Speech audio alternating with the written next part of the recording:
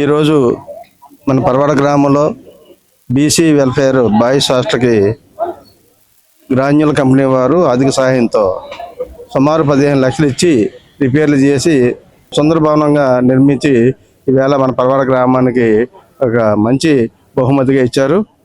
మరి మీకు ఈ విషయం చెప్పాలంటే గతంలో ఈ హాస్టల్ సుమారు 46-47 సంవత్సరాల క్రితం ఇక్కడ స్థానికంగా ఉన్న క్రిస్టేసులు శ్రీ పైల అప్పనాయుడు గారు సర్పంచ్గా ఉన్న టైంలో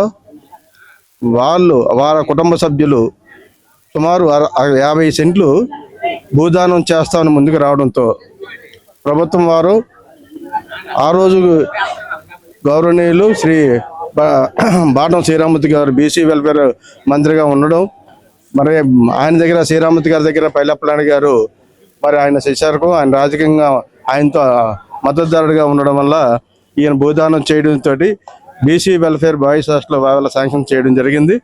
మరి ఈ విధంగా మరి పైలప్పనాయుడు గారు కానీ మరి బాటం శ్రీరామూర్తి గారి కృషితో ఈ బీసీ బాయ్స్ వెల్ఫేర్ హాస్టల్ రావడం జరిగిందండి.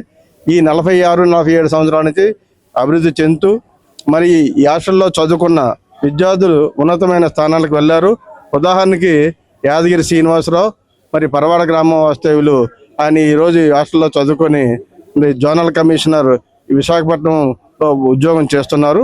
మరి అలాగే పుల్లి రామకృష్ణ గారు కూడా 2014లో 10/10 రాష్ట్రం మొత్తం మీద బీసీ వెల్ఫేర్ బాయ్స్ హాస్టల్లో ఎవరికి రానటువంటి ర్యాంకు ఈవేళ పరవాడ బీసీ బాయ్స్ హాస్టల్ ఆవేళ 2014లో సాధించి రాష్ట్రంలోనే ఒక మంచి గుర్తింపు తెచ్చాడు పుల్లి రామకృష్ణ అనే వ్యక్తి. అలాగే ప్రమోదన విద్యార్థి కూడా ఈవేళ లండన్లో మరి చదువుకొని ఎంఎస్ చేసి అక్కడ ఉద్యోగం చేస్తూ స్థిరపడడం జరిగింది.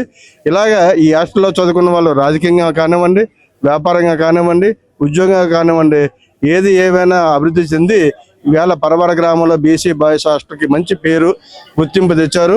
మరి అలాగే ఈవేళ ఈ ఆర్థిక సాయం చేసిన గ్రాన్యుల్ కంపెనీ వారికి మరి ఈరోజు ముఖ్య అతిథిగా వచ్చేసిన జిల్లా కలెక్టర్ గారికి పరవాడ గ్రామం తరపున ఓ సర్పంచ్గా వాళ్ళకి కృతజ్ఞతలు తెలియజేసుకుంటూ ధన్యవాదాలు తీసుకుంటాను.